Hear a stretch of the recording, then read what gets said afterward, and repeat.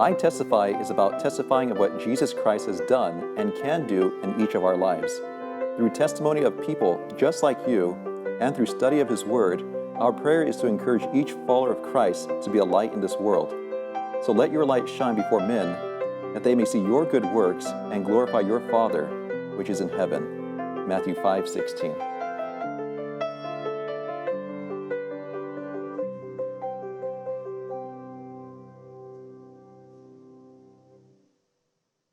Hi, welcome to another episode of iTestify.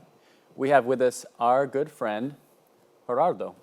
And he is an endodontist, a local in Loma Linda, but he helps with a ministry that you may not have heard about, but you should pay attention to, Bangla Help.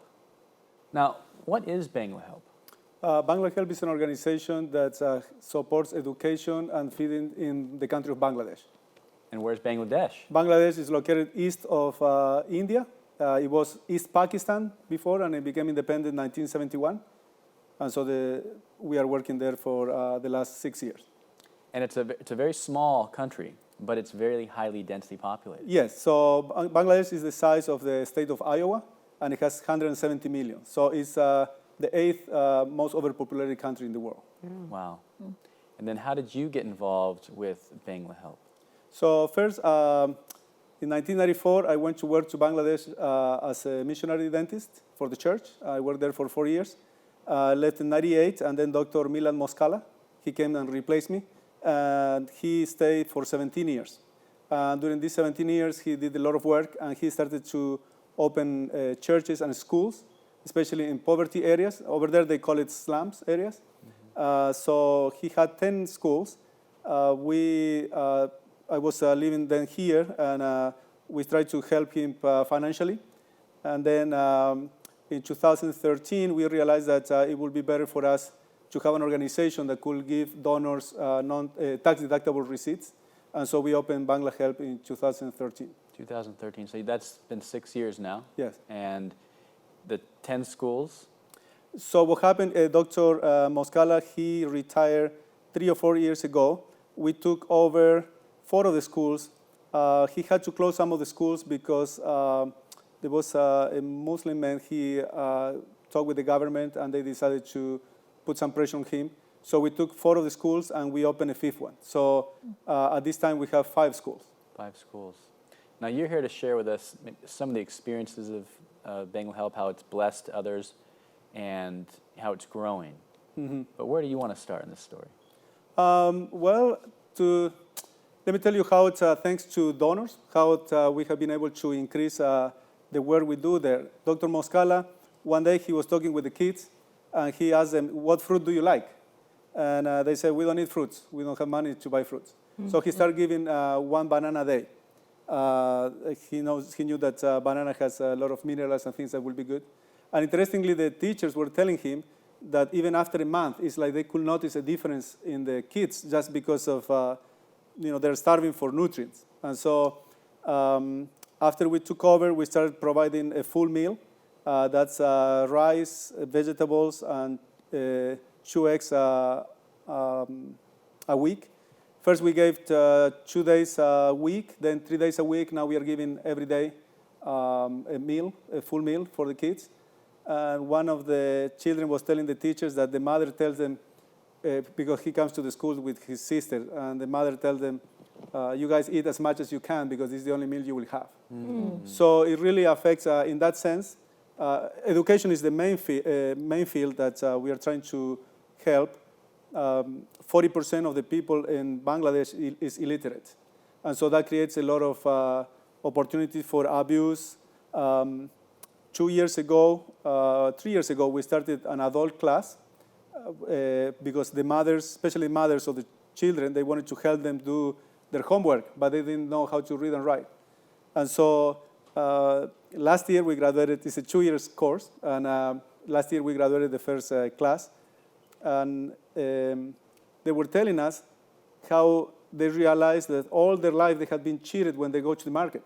Like one of the ladies went to buy to pay for the bill for electricity, I think it was, and they said, "Well, it's 80 taka," and she said, "No, here it says 60." So they realized that every time they will go to the market, people will be just cheating them all their life. So they were very grateful, these women. And this year we started the second class, and we have 80 adults. She could seriously start a business where she just stands there at the payment line, just reads people's bills for them, just tell them how much it actually costs. That's a good idea. We had to bring it there next time we go. It's a job. Yeah, it really. And actually, one of the ladies, her husband got sick, so she opened a small tea shop, and she's able to, manage money and count money. So there are many things that we take for granted here, and when we go there, very simple step will help them in a big way for them. Meals are very important for them. Education. Every year we are trying to open a new grade. This year we have 710 children from kindergarten to 5th grade. For 2 years we didn't open because we didn't have the funds. So we stopped at 3rd grade for 2 years, if I'm not mistaken. And there are public schools over there, but the parents don't have money to buy the books and pencils, things the kids will give. We provide everything for them, meals, everything. So is the curriculum the same? Like, would you say, kindergarten to 5th grade here versus kindergarten to 5th grade there? Is it the same kind of curriculum? Or? Yes, kind of same curriculum, and our kids will take the government has a national test, and so our kids will be taking that. So it's I'm not sure if I can say our schools are recognized, but the kids are passing their exams, cool. So they are doing well. And actually, when they go to other schools, they are doing better than the other students. Wow. So, we are so blessed with the teachers we have. We have over 20 teachers, and the dedication they have is just amazing. In a very simple, way they work. The rooms we have and everything. But the teachers are very dedicated. And so, can you share more about the teachers? Are they missionaries as well? The teachers are locals. Okay. They are all Seventh-day Adventists, and we have both males and females. And they have studied in our schools. So we have one manager for the 5 schools, and they get. Last year there was a very interesting. Martin, he's the manager. Very nice guy, and so he requested if we could give some funds for a picnic day for the teachers. Because I'm always, thinking about the money, we have enough or not. So I said, okay, that's fine, we'll give you, And then he sent me pictures. And in the pictures, they went to a national monument. It's a beautiful place. And then sent me more pictures, how they got together there, and they talk, how they can improve their teaching skills, and, they pray together. And I was so happy. Because, they could have just go and have fun, and we wouldn't even know, right? But that was really, now we are encouraging them to keep doing this. Every 3 months they take a day off and they do something together, they eat something nice and stuff. Because it's, maybe it was my lack of faith, and, I don't know. But it's just, I was very pleased to see the day they could have fun. They got together to pray, to encourage each other, to learn from each other. They are also giving lectures to the parents about children discipline, hygiene. That's a kind of a big issue there because of the the low conditions where they are living. And speaking of parents, if I remember right, the parents of some of the children are actually working there to prepare the meals. Yes. Now you offer employment, basically. Yes. So there is a couple of parents that are working there. So we have 2 cooks per school preparing the food in a very simple way, but it's working for them. And last year, also we got a donation from a church, from the Menton Church here locally. And we gave training for 6 months to 6 women on the sewing machine project. And so now we gave them, at the end of 6 months, they took home the sewing machine and iron table, and they are working. So they are making money on their own. And this year, we recently had a banquet, and we were able to raise funds. And so we are training 24 women this year on the sewing machine project. Oh, wow. And so it's, we are expanding. God is being good with the help of our donors, and we are trying to expand as much as we can because, all these families, they need money. Even they don't have money for food or for, as I was saying, if the kids don't come to our schools, they don't go to public schools because they don't have the basic. And, many parents will prefer the kids to work because it will help them financially, right? So we have actually one girl this year. She's in 5th grade, but the father wants her to work, and so she comes to school as she can, and then after 5 she goes to work up to 10 at night. And so these girls, especially women, it's a little bit they're not well taken care of, a little more abuse there. So the schools provide a place of safety. Last year, we came to know there was one family, the mother goes to work. For some reason, the father stays home. And he was giving his daughter, I think she's 13 or 14, in prostitution to the boys in the neighborhood. So somehow the mother of one of our other students found out about it. And so she brought the girl to school. She started in second grade. And so after school, she goes to the house of this nice lady who takes care of her until the mothers come back. And so because poverty and lack of education and all the things, abuse is very common in different ways. And so, our schools are providing kind of protection and a way, for these girls. Our goal is to, we wish in a few years we can finish up to high school, but we want to at least take to the 8th grade.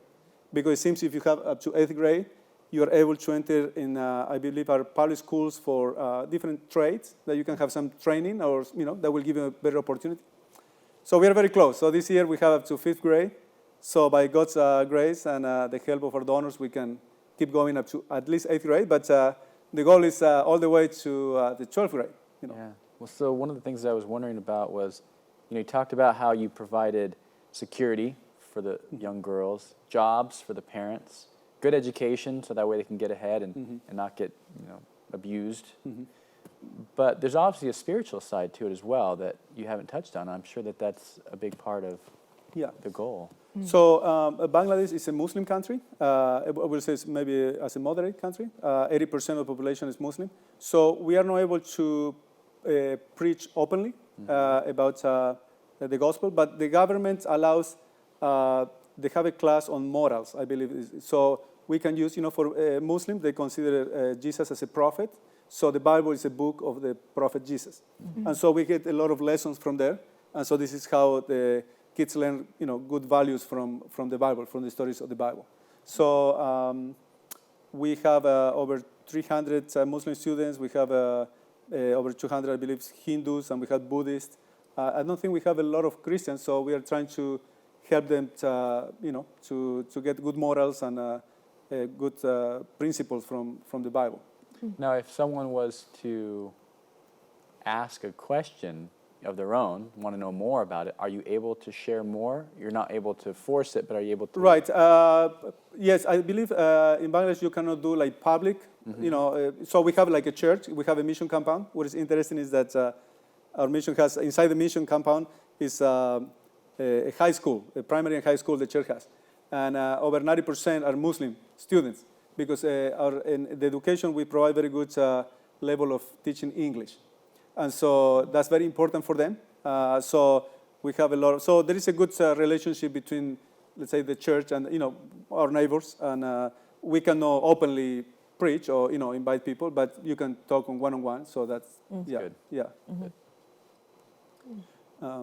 So, these schools make difference in the life of these kids. And when you see, like, other story, one kid, he makes his own balloon, different figures. So he comes to class, and then he goes to the market and sells that. So they have asked us from other slums areas to open more schools. And so we were planning, we were thinking, should we continue to grow, expand, or should we keep growing, like, in providing more grades? And so we decided to stop at 5 schools in 5 different areas, and then continue to add 1 grade every year. So that's, but we are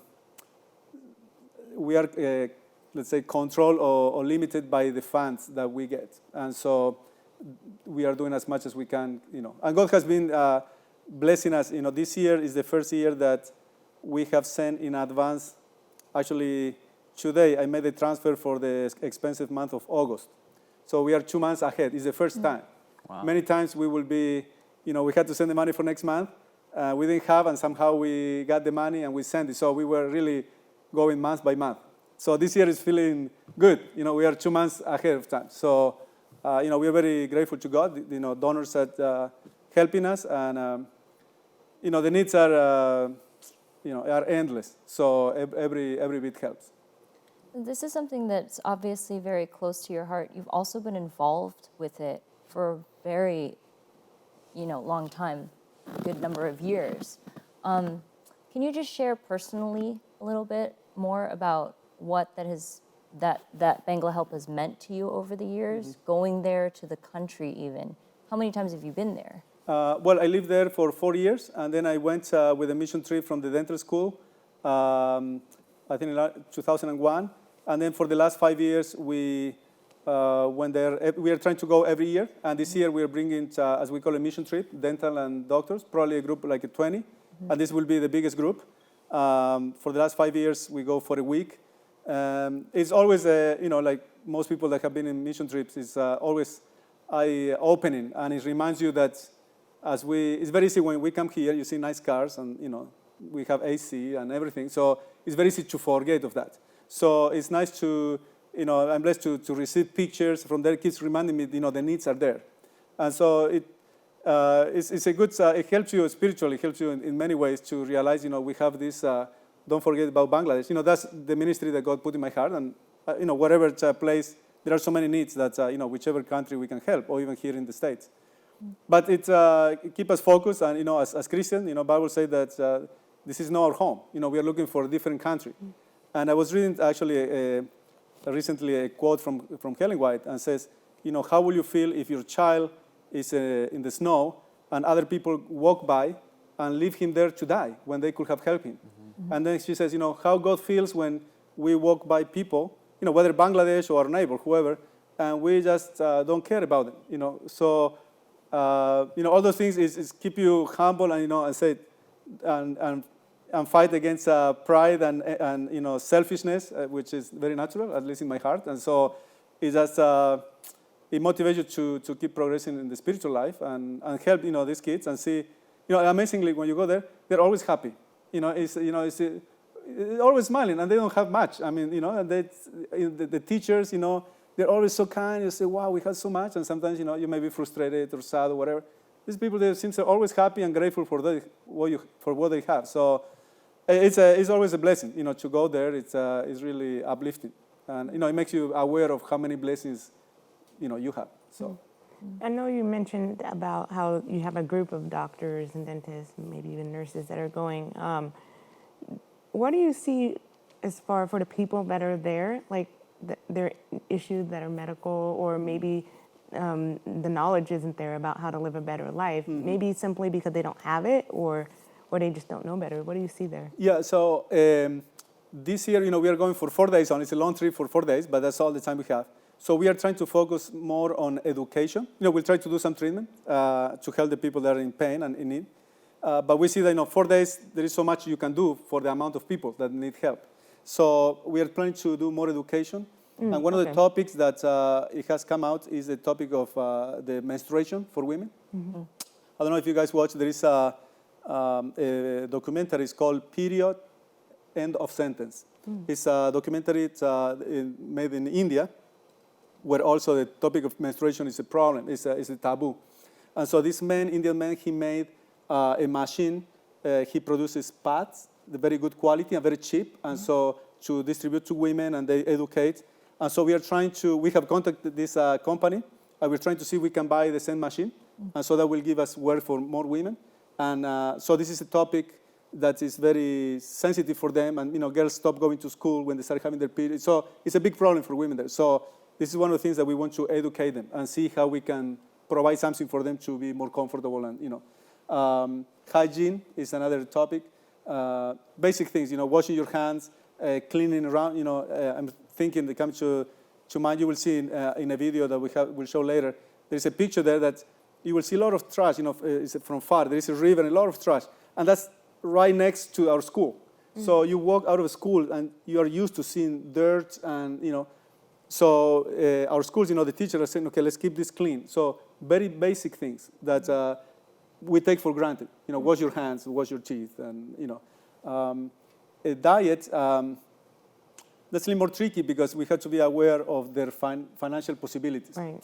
So, we give them white rice. They don't, I don't know if they know that there is a brown rice, and it's very expensive. So that's not something that we can really go and, preach you have to eat brown rice. So, but, we encourage them to eat more fruit, to, clean better the fruits, or, the vegetables. And so very basic things. And the teachers have been doing this, but, as Martin, our manager, was telling us, when a foreigner comes and you say something, it gives more weight to, to say, oh, this is true. So this is very important. The doctor came and they told us that. So about smoking, they ask us to, it's very common, especially men, to smoke. So this year we're trying to look at what are the topics that we can do some banners, in Bangla, so something that we can leave there, and that it will last longer, and the teachers, they can continue to remind the families and the people in the villagers, to do, follow these steps for a healthy life, diabetes and stuff like that. So, dentists will go and, pull up teeth and maybe do some fillings, and doctors treat some people. But education, that's what we are trying to do this year. Okay. Yeah. Yeah.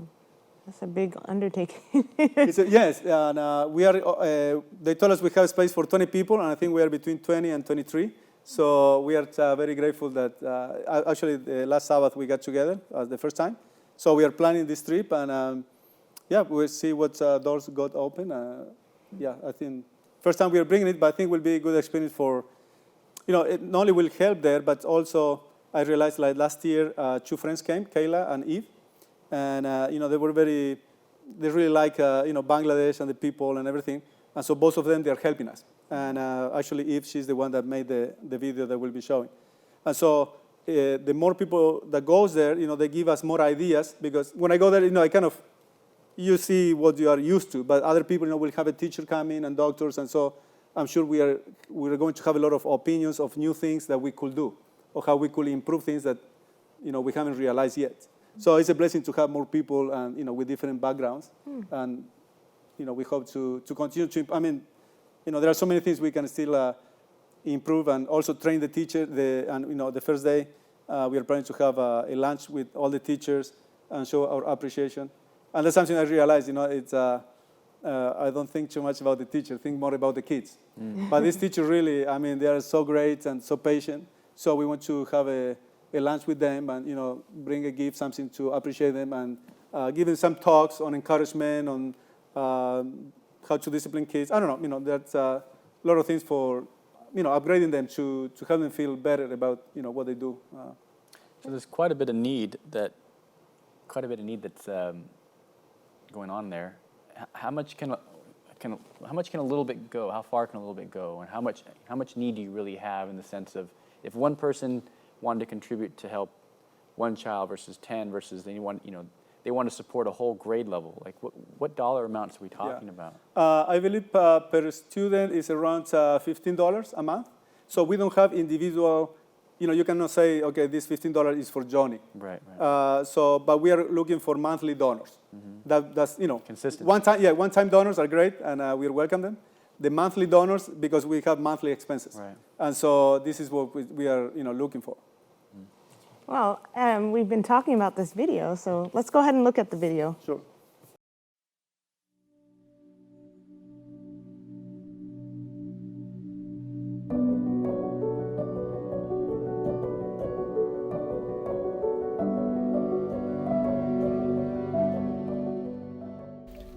Bangladesh has a population of over 170 million people.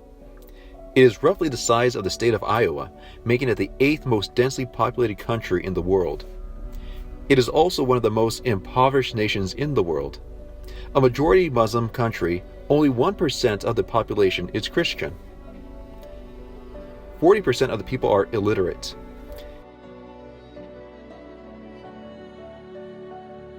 Geographically, there are over 700 rivers that crisscross the country, making the land prone to flooding. With the annual monsoons, many of the inhabitants are displaced and left in despair.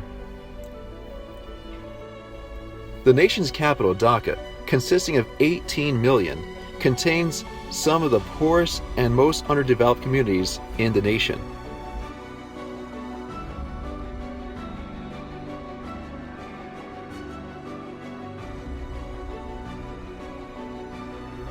With half the population living on less than $1 a day, many of the families are unable to adequately provide for their children. There are approximately 400,000 homeless children in Dhaka.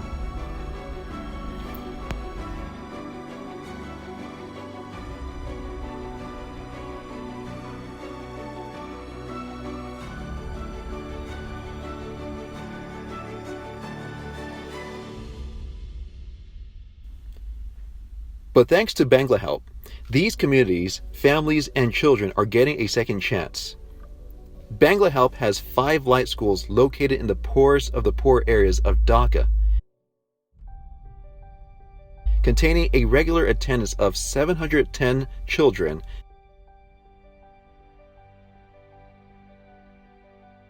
and 80 adults. Each school provides free education, school supplies, and daily meals consisting of rice, lentils, vegetables, and eggs. For many children, this is the only guaranteed meal without which many would go hungry.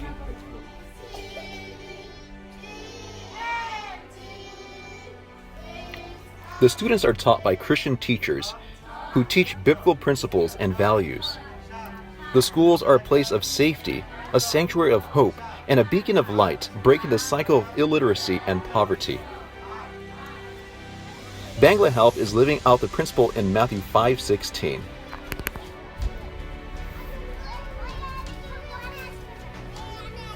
Let your light so shine before men, that they may see your good works and glorify your Father in heaven.